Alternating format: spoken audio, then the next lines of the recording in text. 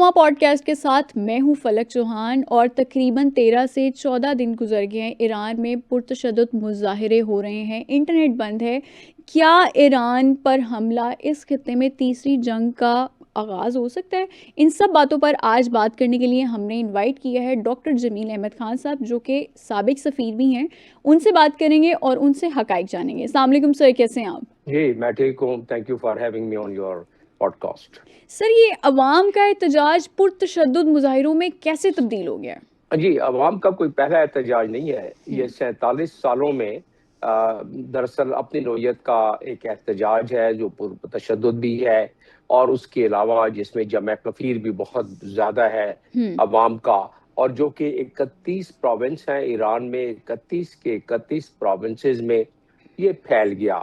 اس سے پہلے جو ان 47 سالہ جو انقلاب کے بعد، آیت اللہ خامنئی صاحب کے بعد جب رجیم چینج ہوئی، تو اس کے بعد اس سے پہلے بڑے اس قسم کے پروٹیسٹ ہو چکے ہیں۔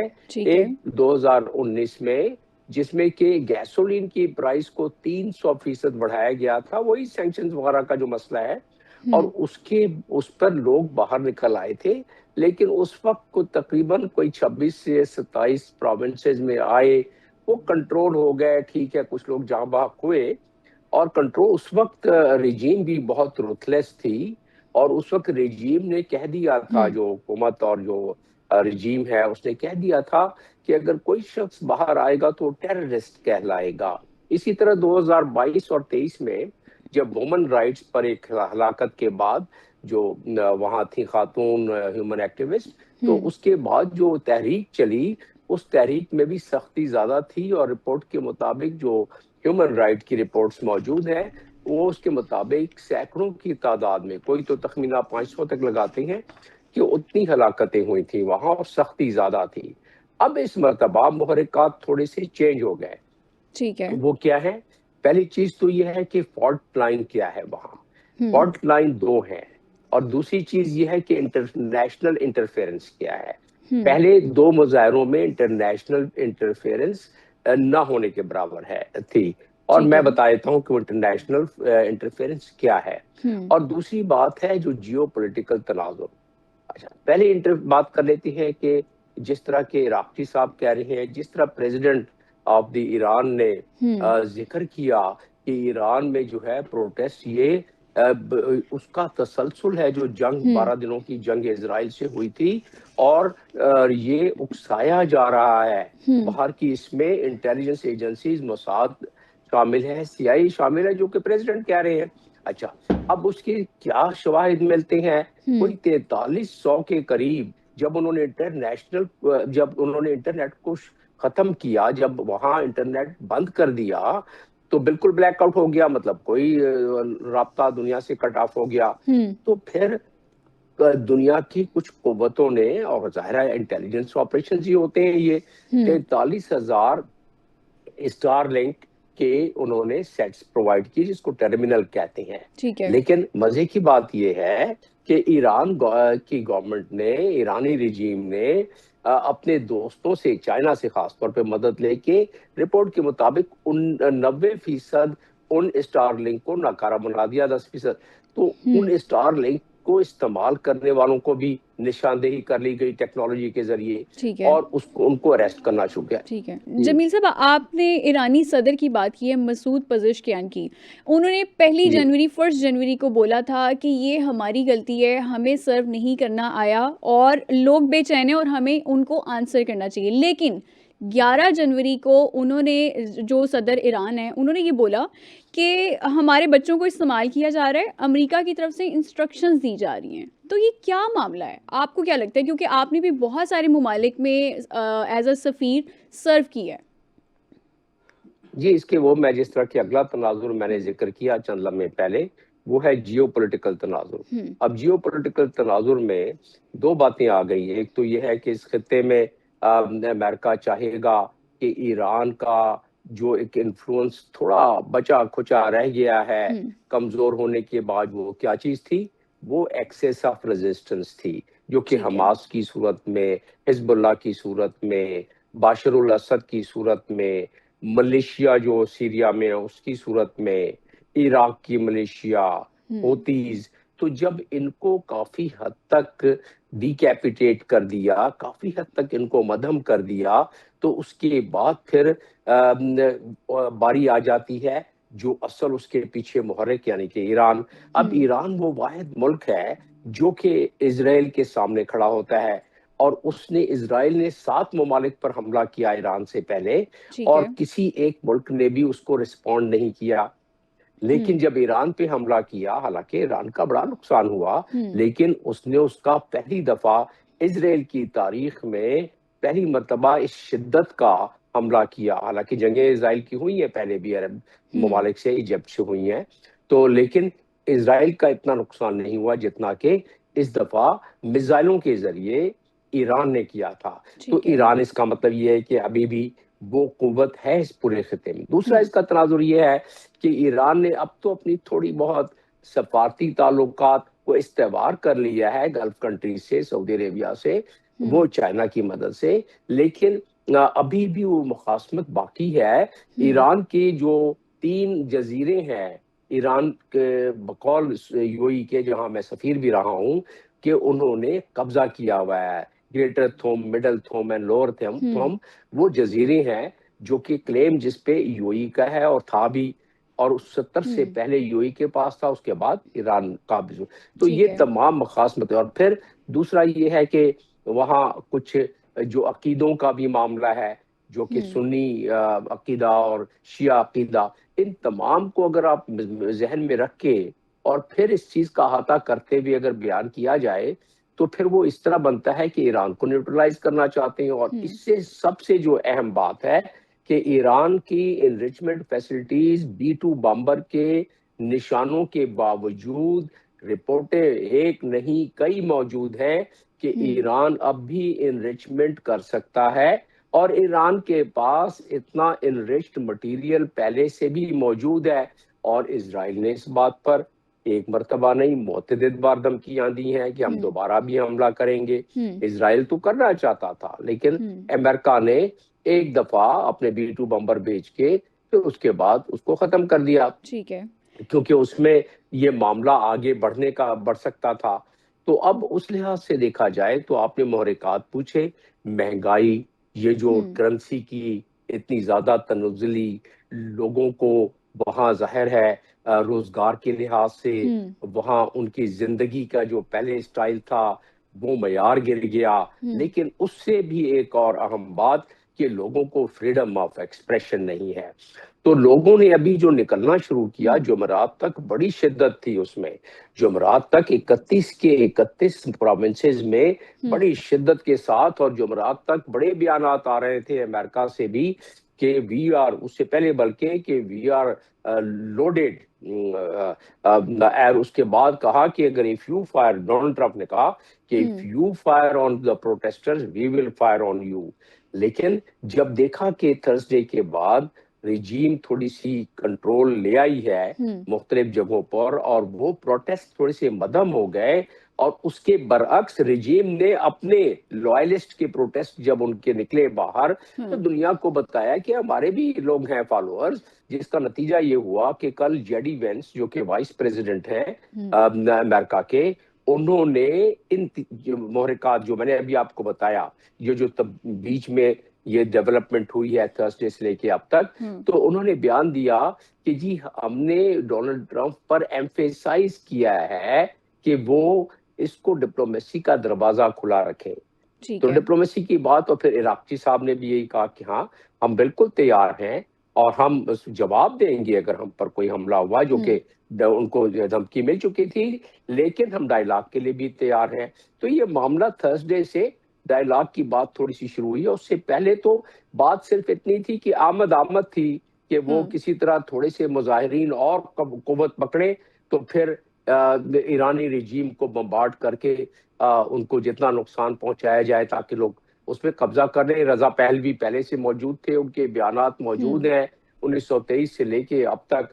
تو لوگ واقعی میں جو اربن پاپولیشن ہے وہ تھوڑی سی رجیم سے متنفر ہے زیادہ تعداد میں، اور جو رورل پاپولیشن ہے وہ اب بھی رجیم کے ساتھ زیادہ ہے، کیونکہ اربن پاپولیشن تھوڑی سی لبرلائز ہونا چاہتے ہیں، تھوڑی سی فریڈم آف اور اپنی اسپیچ کرنا چاہتے ہیں۔ جی جمیل صاحب، ہم نے دیکھا کہ آج احتجاجی ریلی میں صدر ایران مسعود پزشکیان نے بھی شرکت کی ہے، اس کا کیا مقصد ہے؟ آپ کو کیا لگتا ہے؟ اس کا مقصد یہ ہے کہ دنیا کو دکھلایا جائے کہ جو لوائلسٹ ہیں ان کی بھی کثیر تعداد ہے، اور ایران کیونکہ صدر خود اس میں شامل ہے، اور ایران اپنے معاملات میں فل کنٹرول میں ہے، اور دوسرا میسج ان پروٹیسٹرز کو ہے جو کہ کثیر تعداد، جو میں نے بتایا کہ 31 پروونسز میں یہ اتنی زیادہ پروٹیسٹ، نہ صرف پروٹیسٹ بلکہ تشدد پسندی بھی ہوئی، تو اگر آپ ان کے الفاظ میں بات کریں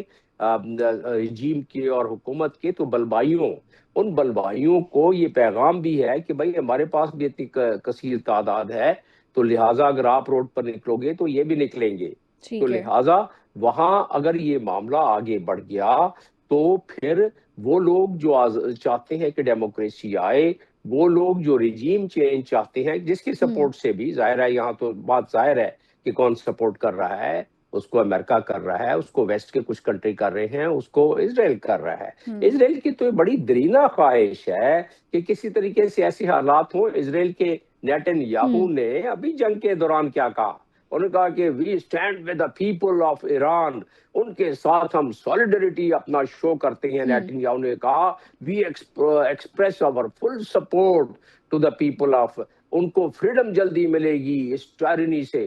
تو یہ تمام چیزیں ابھی تو ریکارڈ پر ہیں، اس کے بعد دوبارہ میسج دیا اس سے ڈونلڈ ٹرمپ۔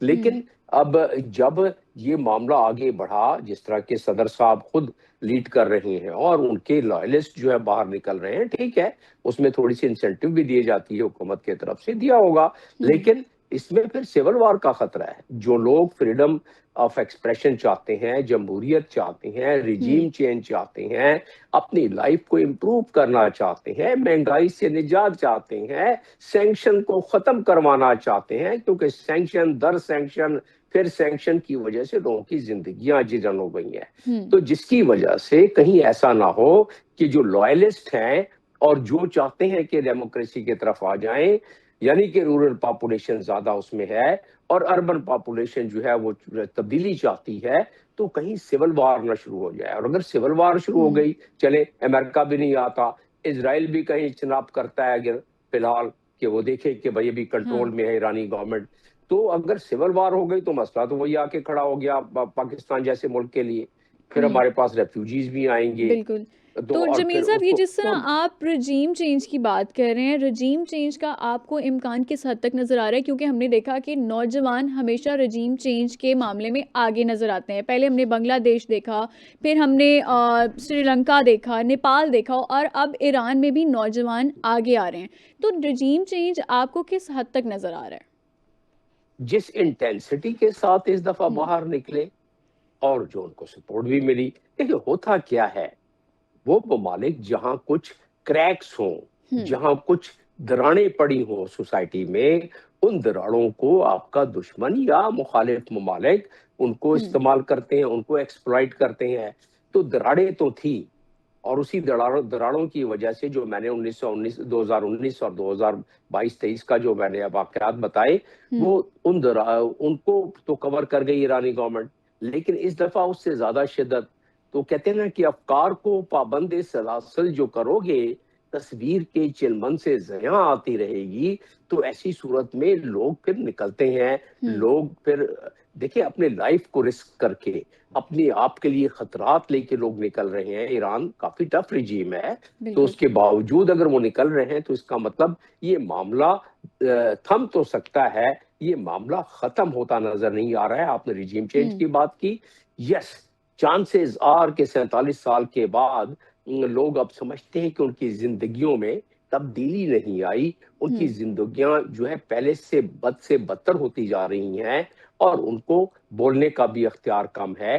تو اس لحاظ سے لوگ اسی لیے تو لوگوں کا سمندر نکل آتا ہے، ورنہ کیوں لوگ نکلے زیادہ وہاں؟ تو اس لحاظ سے رجیم چینج کی، اور رجیم بھی دیکھیں 47 سال تو ہو گئے ہیں، اور سینکشن در سینکشن ملک کا ظاہر ہے اس میں کوئی ترقی تو نہیں ہو سکتی، اور جو تیل دنیا میں جس قیمت پر بکتا ہے اس سے یہ آدھی قیمت پر بیچتے ہیں، تب بھی ان کا پورا نہیں پڑ سکتا ہے، تو اس کے ہر لوگ ایکسپلائٹ کرتے ہیں سینکشن زدہ ملک کو۔ اب تو ڈونلڈ ٹرمپ نے 25% مزید ٹیرف لگا تعارف رہے لگایا ہیں۔ بالکل۔ جو ممالک انڈیا ہو گیا، یو ای ہو گیا، ترکیہ ہو گیا، چائنا ہو گیا، رشیا ہو گیا، تو ایسی صورت میں تو اور ان کے لیے معاشی مصیبت آئے گی ایران کے لیے، تو لوگوں پر اور زیادہ وہ معیشت کا دباؤ پڑے گا، تو یہ تمام چیزوں کا منبع یہ نکلے گا، لوگ پھر نکل آئیں گے۔ پھر ایسی صورت میں ظاہر رجیم جو ہے وہ ایک ایگزٹ اسٹریٹجی بناتی ہے۔ میں ٹھیک ہے۔ ایران کی بات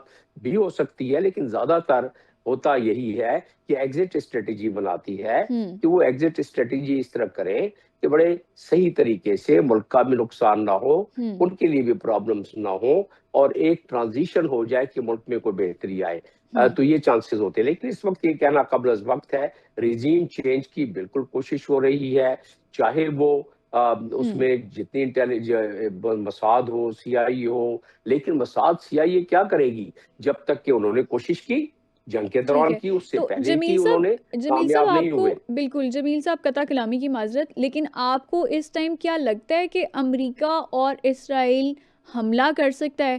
کیونکہ تھوڑا بہت ان کا بھی نظر آ رہا ہے اس میں کیا سے ہے۔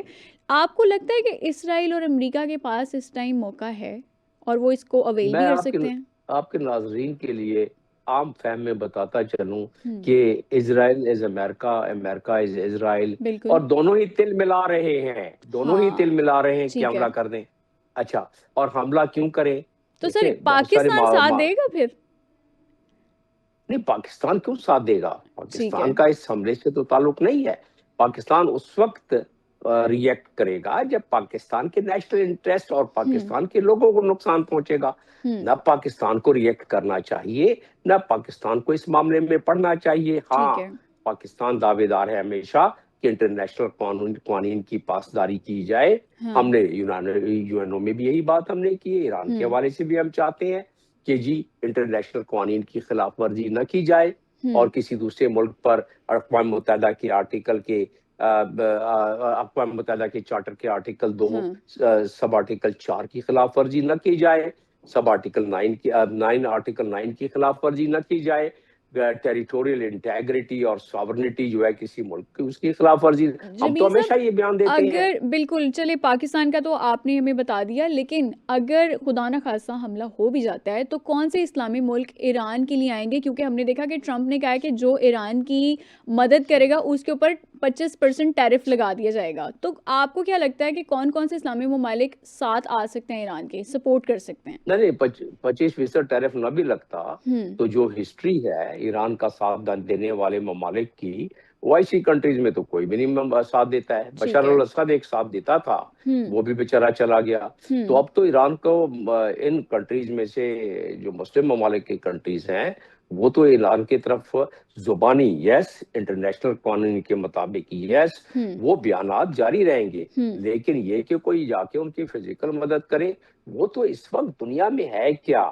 اس وقت دنیا میں ممالک اپنی قوت بازو پر ہی بھروسہ کر سکتے ہیں۔ پاکستان کی مثال لے لیں، اگر ہم انڈیا کے ساتھ اس جنگ میں فوقیت حاصل نہ کرتے تو کیا ہماری یہ پذیرائی ہوتی؟ ہماری فارن پالیسی اور ہمارا امیج اور ہماری ڈپلومیٹک تشخص وہ کیا اس جگہ پر ہوتا؟ آج ہمارا ڈپلومیٹک تخصص جو ہے، ہماری قومی تشخص بڑا ہے، بلکہ وہ بامعروج پر ہے اگر مقابلہ کیا جائے مارکہ حق سے پہلے کا۔ تو قومیں جب تک اپنے قوت بازو پر بھروسہ نہ کریں، اب ایران کیونکہ مسلسل اس میں ہے سینکشن میں، ایران نے اپنی فضائی قوت پر توجہ نہیں دی، پیسے ہی بیچاروں کے پاس نہیں، سینکشن پہ سینکشن 47 سالوں سے، تو اس کی وجہ سے آپ نے دیکھا کہ کس طرح چن چن کے بمبارڈمنٹ کی اسرائیل نے، جیسے کہ وہ اسرائیل ہی بادشاہ ہے ایرانی ایئر اسپیس کا اور ایرانی فضاؤں پہ قابض جمیل تھا صاحب جہاں چاہتا چلے تھا۔ یہ تو ٹھیک ہے، آپ کا پوائنٹ آ گیا، ہم نے دیکھا کہ سعودی عرب اور ایران کے کبھی بھی تعلقات اچھے نہیں رہے، ہمیشہ سے اختلافات نظر آتے ہیں، تو اسرائیل کے معاملے پر سعودی عرب اور امریکہ کے مابین بھی ایک پیج پہ نہیں ہم دیکھ رہے ان کو، ایسے میں کیا ایران کو سپورٹ کرے گا سعودی عرب؟ نہیں، ایران کو تو سعودی عرب تاریخ میں کبھی اس نے سپورٹ نہیں کیا ہے. ہاں ابھی صرف سفارتی تعلقات چائنا نے کچھ کرا دیے ہیں، وہ ٹھیک سفارتی ہے. حد تک ہیں. سپورٹ کی حد تک نظر کوئی بھی نہیں آتا ہے، نہ پہلے کبھی کیا ہے، نہ ابھی ہوں نظر آتا ہے وہ. نہ ہی کوئی اور گلف کنٹری اس کو کرے گا. تو لہٰذا کوئی اس کی کوئی توقعات نہ کرنی چاہیے، اور ٹھیک ہے. نہ ہوتی ہوئی نظر آ رہی ہے. جی بہت شکریہ ڈاکٹر جمیل احمد خان صاحب. آج ہم نے ڈاکٹر صاحب سے یہ جانا کہ ایران کی بڑھتی ہوئی کشیدگی کی وجوہات کیا ہیں.